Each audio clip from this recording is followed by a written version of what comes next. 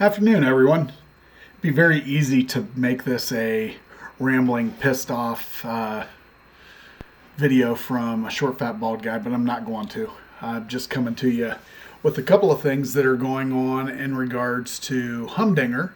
As you know, some of you that have read or heard about the novel that I wrote. Currently, that is being recorded for an audiobook and will be available soon. Also, my webpage is being updated, so currently it is showing offline, rickmasonwriter.com. It will be updated, and there is some new advertising that'll be coming out from the publisher. It's a, wasn't a bad year. I sold several hundred books, and I realize that most of those are people that I know. And to those of you out there that purchased the book, thanks a lot. I appreciate it.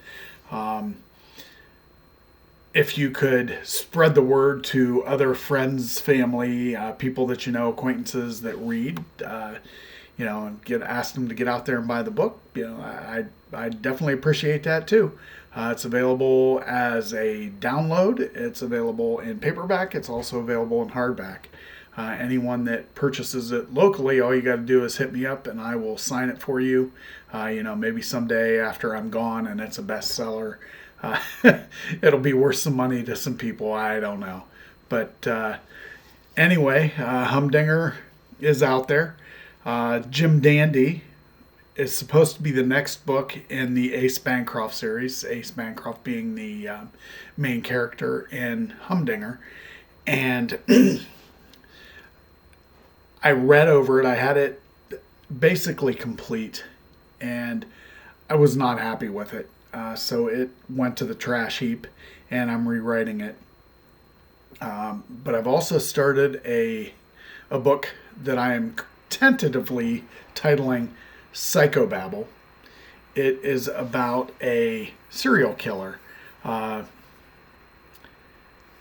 It's so far seems to be a fairly interesting book. Essentially, the serial killer is just like anybody else. He's the everyday guy.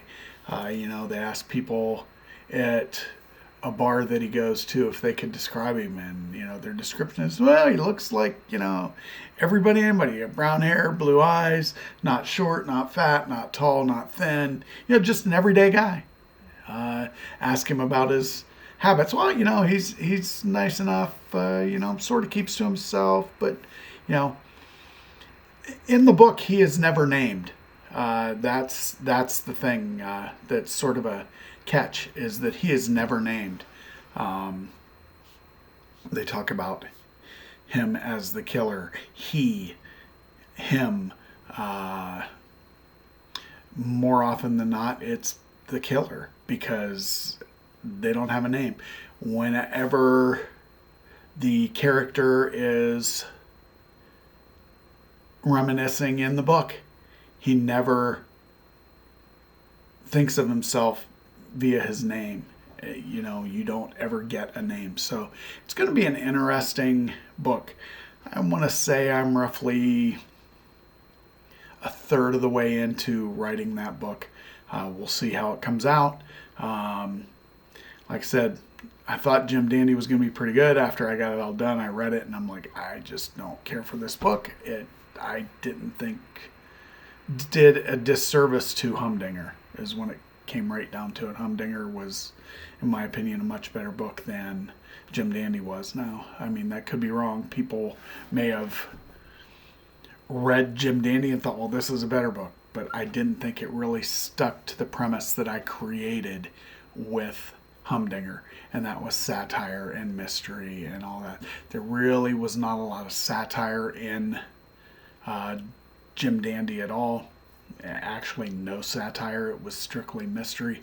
And I'm trying to not, whenever I'm dealing with Ace Bancroft, I'm trying to make it a satirical fiction mystery type story. It's it fell short in my opinion. And I realized that, we're typically our own worst enemies and our worst critics. Our own worst critics, is looking at our stuff, but ourselves. But, I just wasn't happy with it. So anyway, that's where things are right now. Everybody be safe out there. Our country is certainly not the country that I want it to be. I'm